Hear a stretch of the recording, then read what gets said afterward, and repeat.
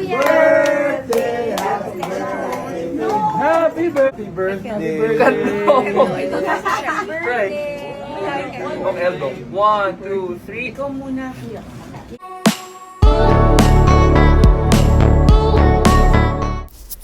Chris Aquino masaya sa kanyang birthday. Dito nga sila sa bagong bahay na nilipatan at kalalabas lang din niya ng ospital.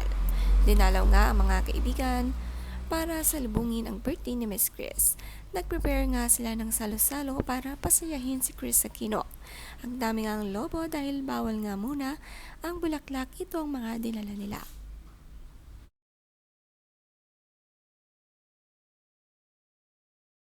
Mama, but where are you? Happy birthday! Kuya. Happy birthday! Happy birthday! Happy birthday to you! Tita Ante yung crying sa ko mo, Ante. Kung Tita Ante. Ito ko siya. Here, mama. Happy birthday! Right. Kung elbow. 1, 2, 3. Ikaw muna, kuya. Yay! Habang nagko-cold compress ng ulo si Miss Chris, sinurprise ng mga anak ng cakes. Si Kuya Bimbi at Kuya Josh may dalang cake na ting-isa habang kinakantahan ng kanilang mami. Ang ganda nga ng cake ni Miss Chris hugis puso dahil ang birthday niya ay saktong-sakto sa Valentine's Day.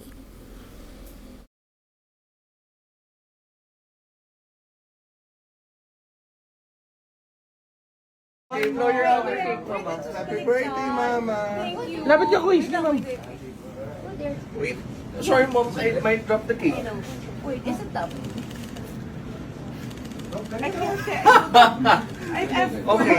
I will blow. You pretend to blow. Tata short 1, 2, 3. Yay! Yay! Happy birthday po! Ang sweet nga ni Kuya Josh at gusto ring isurprise ang Mami Chris Aquino. Napasaya nga ng husto si Chris.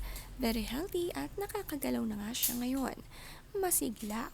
Very successful nga ang ginawang operation sa kanya sa ospital.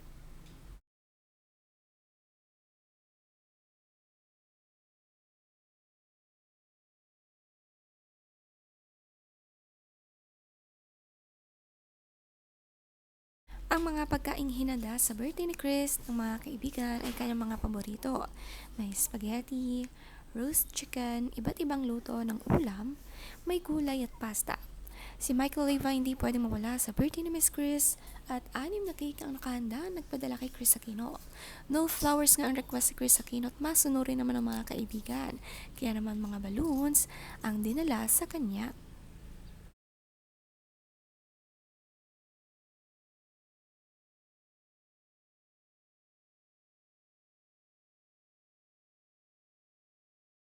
Nakakatuwa naman nga si Chris, nagpa-ayos pa ng buhok at nagpa-makeup. Syempre, para mas feel ang birthday niya. Sabi ng friend niya sa greetings. Happy birthday and happy Valentine's Day, Miss Chris Aquino. Sobrang bilib kami sa tapang at strength nyo. We are always praying for your healing and continuous recovery. Sending so much love to you, Kuya Josh and Bim. Stay beautiful and full of hope. We love you, laban lang at siya.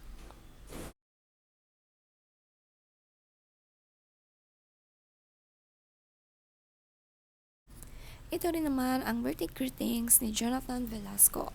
Happy birthday, Madam Chris Aquino, and happy Valentine's Day. You are such an inspiration, and my prayer is for your healing, peace, and love today and always. May all the love you give return to you tenfold. Love, love, love. Kahit nga walang ayos si Miss Chris, maganda pa rin. Carry pa rin niyang mag-ayos sa tulong ng kanyang mga kaibigan para naman pretty sa kanyang birthday. Thankful nga si Miss Chris na naabot ang edad 55 at wish nga raw niya na maabot din ang senior age na 60 para naman magkaroon siya ng senior ID at makatulong din sa kanyang PWD ID. Sabi nga niya, I'm not allowed to have fresh flowers but I'm allowed balloons which I've always loved.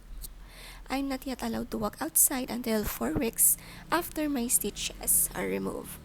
But now, I'm able to walk unaided and seldom do I ask for my wheelchair. I like being a mama. I couldn't see myself being a mamager.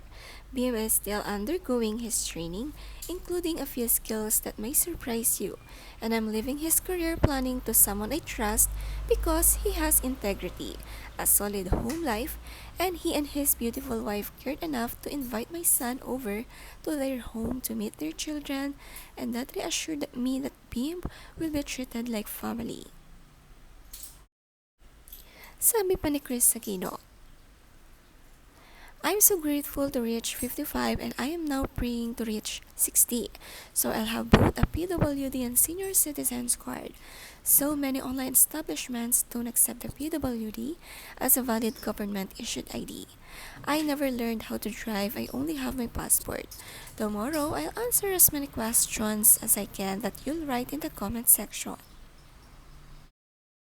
Sabi pa ni Chris, your love continues to save me from my loneliness and fears. Praying for someone is one of the purest and most meaningful acts of love. Thank you and I wish you the best of luck.